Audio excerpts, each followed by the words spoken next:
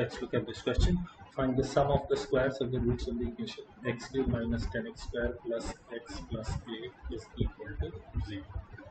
Okay, a cursory look on this expression should tell you that one of the roots is definitely 1. 1 minus 10 plus 1 plus 8. So if one of the roots is 1, x cube minus 10x square plus x plus a, whole thing divided by x minus 1 should give me the upper term. First I get x squared, so x cube minus x squared minus plus minus 9x squared now. So I get minus 9x here, minus 9x, so I get minus 9x squared plus 9x.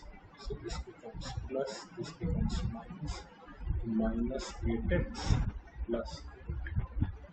So I need minus 8 here, minus 8x plus 8.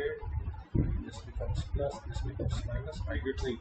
So the expression is broken down into x minus 1 into x square minus 9x minus 8. One of the roots is 1. We know that for certain.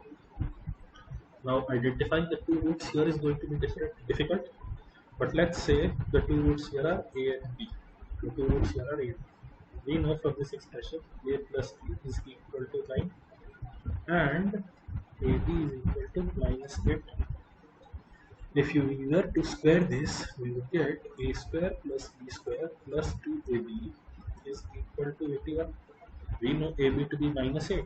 So a square plus b square minus 16 is equal to 81.